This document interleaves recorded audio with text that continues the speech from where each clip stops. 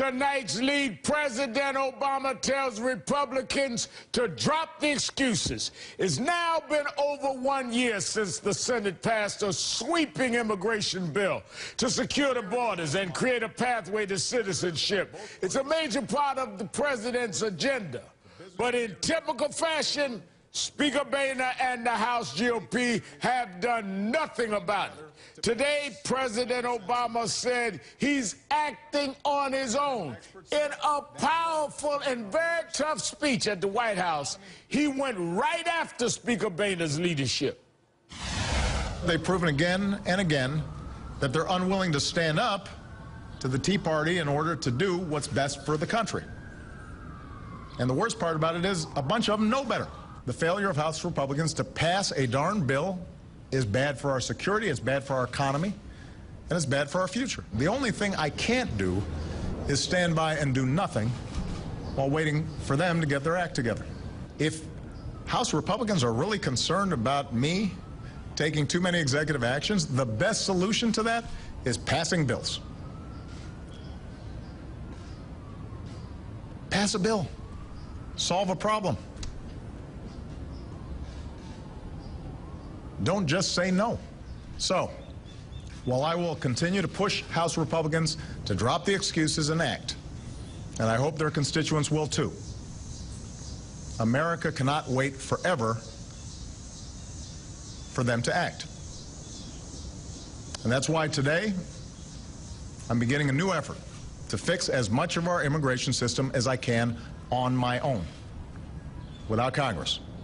Today, the president announced he's moving immigration enforcement's assets to the border, and he's tasking top officials to bring him recommendations for more executive actions. It's not a sweeping overhaul, but it's a start.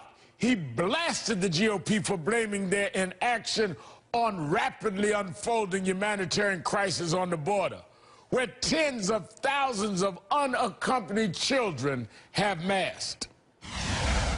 Some in the House Republican caucus are using the situation with unaccompanied children as their newest excuse to do nothing. Now, I want everybody to think about that. Their argument seems to be that because the system's broken, we shouldn't make an effort to fix it. It makes no sense. It's not on the level. Understand, by the way, for the most part, this is not a situation where these children are slipping through. They're being apprehended. But the problem is that our system is so broken, so unclear, that folks don't know what the rules are. And the president spoke passionately about hosting military families at the upcoming White House July 4th barbecue, and made a striking and poetic case for change. Some of the service members coming this year are unique because they signed up to serve, to sacrifice, potentially to give their lives for the security of this country, even though they weren't yet Americans. That's how much they love this country. They were prepared to fight and die for an America they did not yet fully belong to. I think they've earned their stripes in more ways than one. And that's why on Friday morning we're going to naturalize them in a ceremony right here at the White House. This Independence Day will be their first day as American citizens. One of the things we celebrate on Friday, one of the things that makes this country great, is that we are a nation of immigrants. Our people come from every corner of the globe. That's what makes us special. That's what makes us unique. And throughout our history, we've come here in wave after wave from everywhere, understanding that there was something about this place where the whole was greater than the sum of its parts, that all the different cultures and ideas and energy would come together and create something new. We won this country's freedom together. We built this country together. We defended this country together. It makes us special. It makes us strong. It makes us Americans. It's a vision of an inclusive America, a nation of immigrants. But apparently, Speaker Boehner has a different vision.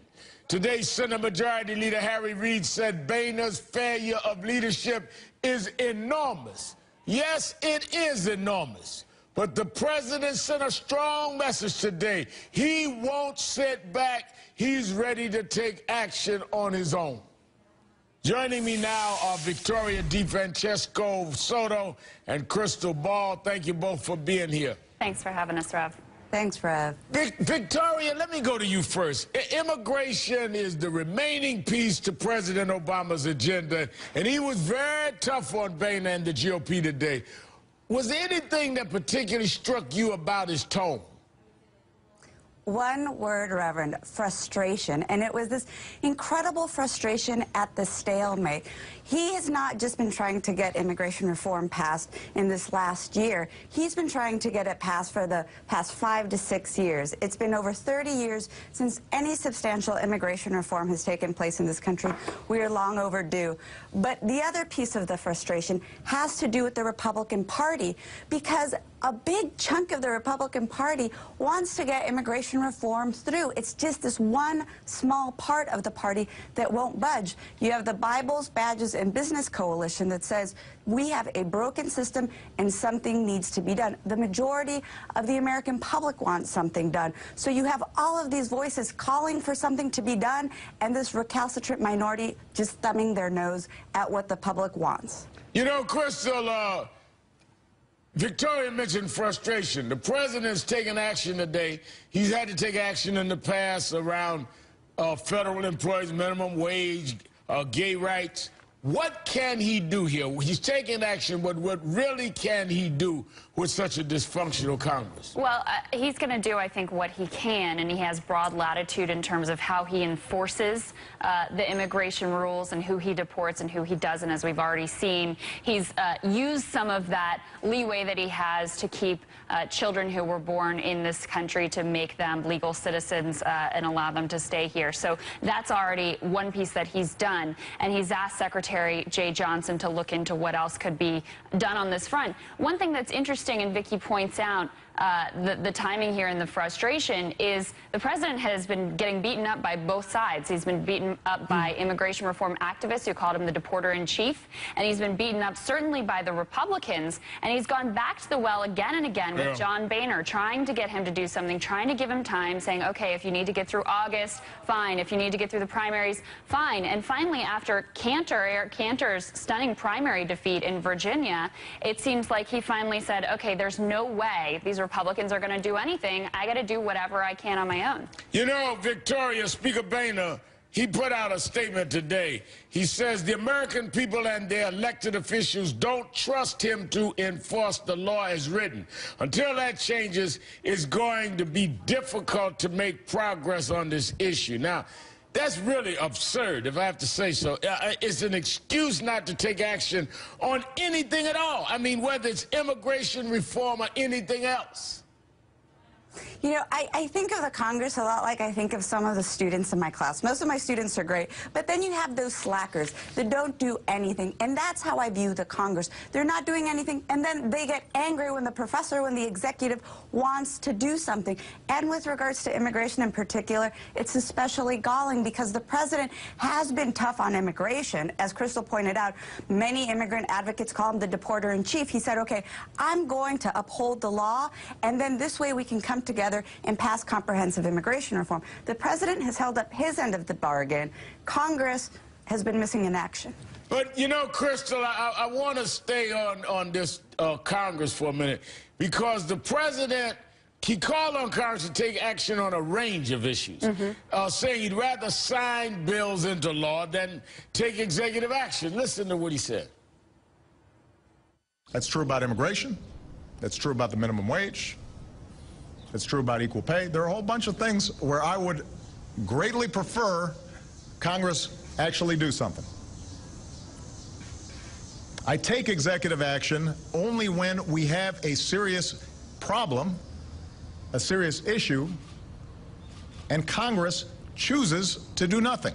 I mean, isn't the historic dysfunction of this Congress the real issue here? It absolutely is the real issue, and the president also pointed out in the speech that John Boehner could bring immigration reform to the House floor today, and it would pass with a coalition of Democrats and Republicans. There's nothing standing in the way of progress here except John Boehner, his cowardice to stand up to his caucus, and an incalcitrant part of the Republican Party that has blocked progress on a range of issues. So yes, on immigration reform, on minimum wage, on unemployment insurance, all of these issues, the obstructionist Congress is the bottom line.